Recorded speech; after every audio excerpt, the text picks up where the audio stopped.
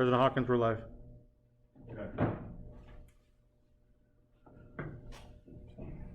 Okay. Good evening, everyone. It is currently 7:35 p.m. Today's date is Thursday, June 25th, 2020. We are continuing our board meeting on the budget this evening. Since we already, it was the continuation meeting, we go right into, is there any public comment? Is there a quorum? Is there a quorum, Secretary Ashe? No. Oh, call the roll, no, call the roll. Director Dr. Michael Taylor, Present. Director Greg Young, Here. Director Dr. Clifford Young, Here. Vice President Kyle Crowther, Here. and President Channing Present. Hawkins. Here. Okay, with that being said, is there any public comment? No, we do not have any public comment. He comes to the mic, like there's public comment every time. All right, so taking us out every time. So with that being said, we have a presentation by the CFO regarding the FY 2021 budget. Good evening, board members. We can't hear you. Good evening, board members, staff, residents, community members. Ricky Mambahal, Chief Financial Officer for West Valley Water District. Tonight I have the pleasure of presenting the FY 2020-2021 proposed budget before the board. I have a brief slideshow that staff and I put together to summarize the budget. The budget will begin with our financial highlights. West Valley Water District mission statement is West Valley Water District mission is to provide our customers with safe, high quality, reliable water service at a reasonable rate in a sustainable manner. Our reserve accounts, which are restricted, are listed up here. It's our bond, our deposit accounts, capacity charge accounts, our capital reserve funds, and we have some liquidity funds that we invest some dollars in, and we also have a self-insurance fund. Our proposed budget assumptions for tonight is the operating revenue. Due to the pandemic, we are proposing a 10% reduction across the board. We're not including any cost of living increases in this budget. We're not proposing any rate increases in the budget. We are reducing staff and realigning departments. We are freezing conferences and travel for non-essential programs. That does not mean that there isn't budget for training, okay? Just for non-essential travel.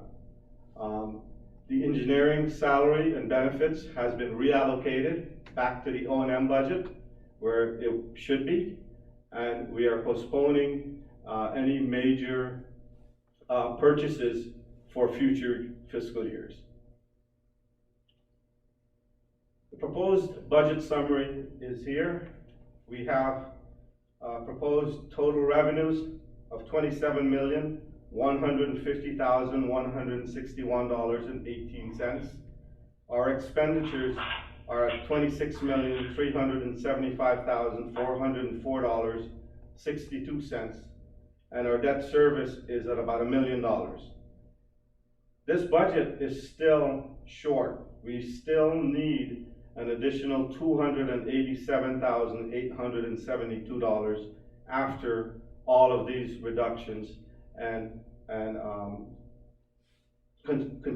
conservative spending.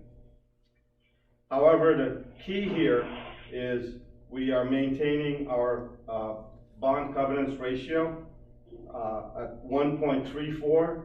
The minimum is 1.2, so we are maintaining that level for future expenditures and future borrowing.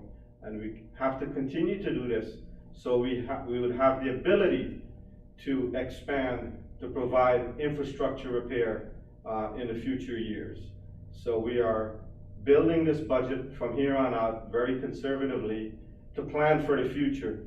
In addition, since I've been here, the one message that I've heard from the board is we do not want any rate increases. So with my proposed budget, I am listening to you, and I'm proposing this moving forward to avoid that, to be proactive, and to also provide infrastructure, and to provide for employee benefits and training, and provide safe drinking water to our ratepayers. That's the proposed summary. I did some fancy work. I just want to show you guys some of my artistic skills. No. And things of that nature. But I wanted to focus a little bit on this one slide here, just to show the change in payroll during a one-year period. This is very strong because our operations have not increased and our revenues have not increased. So we have to be careful. We have to be real careful when we do these things. With that said, I have the current vacant positions that was removed from the budget, and now into the capital improvement budget that we haven't restricted this at all. We have pushed some programs out a little longer, but we are meeting all of the required funding for the programs that's necessary to continue our operation and provide for our ratepayers. And with that, I thank you very much. I want to thank the board, again, staff and managers district-wide for their continued support in helping me achieve this budget tonight.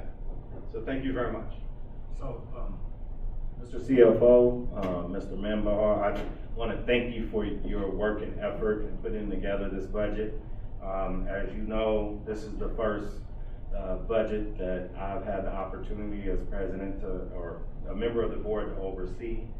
And I just want to say one or two comments. Tonight we have the opportunity to approve a budget that we all have put a lot of thought and effort into over the past several weeks.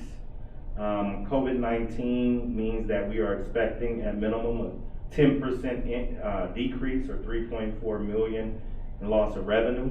A lot of our surrounding municipalities, companies, private businesses and so forth are expecting anywhere from a 25 to 15% decrease in revenue. I want to thank the tireless effort of our chief financial officer, Ricky Membahar, my colleagues. I particularly want to thank Greg Young for being willing to make some of the hard choices. I want to thank the members of the Finance Committee, Dr. Michael Taylor, as well as Dr. Clifford Young for shepherding through the process and getting us here. Also want to thank Kyle Crowther for his work in the budget and keeping us on the right path. We've, again, through the process, we found about 3.8 million in cost savings. The budget will also fund the replacement of 1,700 meters, construction of a new reservoir, new water line, 7,000 linear feet of new pipeline, and the repair and replacement of water treatment apparatuses. With so many ratepayers unemployed right now and unable to pay their bills, we've had to prioritize. You have to get rid of some of the spending that has occurred in the past and some of the practices that we cannot continue to sustain. Unfortunately, we were on an untenable growth path and an explosion of the employees over the last few years. And although we respect and admire all of our employees, There were some projects and plans that in this budget won't be moving forward. And the truth is, this has been one of the toughest and hardest decisions that I've been a part of in my life. This is very difficult to do. These are very difficult times, but the truth is, that's what leadership has to do. Make the tough choices. Everybody can't get what they want. This is not their money. This is the people's money. And we're here to be good stewards of that. We're here to do the right thing. And that's to ensure that we are responsible with the ratepayers' money, that we don't raise rates unnecessarily, that we don't spend on things that we have no business spending money on. This budget gets us back in the right position moving forward and firms up our financial footing. With that being said, I want to thank all the staff that put in their time, the board members, and this is the direction that we're moving into the future. We are going to be financially responsible, we are going to be accountable, and we are going to be stewards, good stewards of the people's money. Thank you. Mr. President, I move items 1, 2, and 3. I'll second that motion, Second. and I would like a brief discussion. Yes. Mr. President, discussion. Yes. Yeah, I just want to quickly kind of echo President Hawking's sentiments. I mean, especially to you and your team. I know that you and I spent many a times on the phone trying to turn over every rock we could find, to find every penny and squeeze it into a nickel where we could. But I just want to thank you for your consummate professionalism and efforts to take us into the best possible budget we could get. And unfortunately, we were faced with some really difficult choices. We had a lot of very heated debate and discussion on some of it, and I do appreciate all my colleagues' positions and that we were all trying to do the best we could given the circumstances. But I do want to thank you.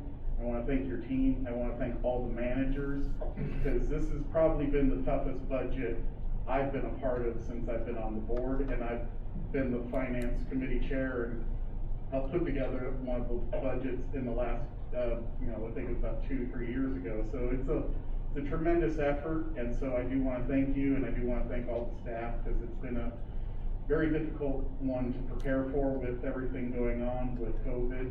And sometimes it's not always a simple black or white decision. It's choosing between the difference between bad and a whole lot worse, maybe. And we have some really big potential things that we have to look out to the future for. So I do want to thank you for helping us through this process, guiding us, encouraging us, and giving us direction on what is the most sound decisions we can make given the situations that we're in, and where the potential fall in revenue is possibly going to come. So thank you for leading on that and working with the staff. I from the bottom of my heart, I really greatly appreciate it. Thank you. Rich, Mr. President? I think Dr. Taylor was next in line for discussion. Yeah, Mr. President, I just want to say I appreciate the spirited debate that we've had over the budget. It's been difficult. I appreciate everybody's input. And I know what I'm about to say is futile. Out of the 5 scenarios that we were given, I believe that there was one which was the best, which there is no layoff. There is a 5% reduction. But our debt covenants ratio would go down to 1.22 to above the minimum of 1.20, which means that there would be no layoffs of any employees. But this one would also give us, this choice would also give us the latitude during the year to tinker with it and make adjustments if we have to once we got to that point, because my understanding from the CFO, our revenues are very good. There hasn't been any real changes from this time last year. There hasn't been any real impact, so we're not to that level yet. And I feel that our main job as the directors on the board is to take care of our ratepayers, the district itself, and especially all of our loyal employees, and that is our job. I don't want to make a decision because I feel personally we're not there yet to lay anybody off, especially in this job market the way it is now.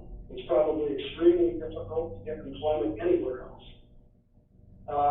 And I just personally don't feel we're there. So with that said, I want to thank you for the opportunity to express my opinion. Thank you. Okay, any further discussion?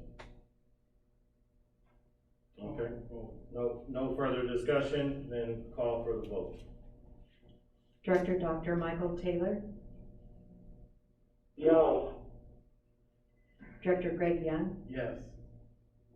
Director Dr. Clifford Young, Yes. Vice President Kyle Crowther, Yes. President Channing Hawkins. Yes. Okay, we have, so, with that being said, 4-1. 4-1, so it passes. Now, Secretary Ashe, it's come to our attention that July 2nd, or is that, is a bad date for everyone, to have our next meeting. And so, or Mr. Tafoya, we need to move the meeting to July 9th, the following Thursday.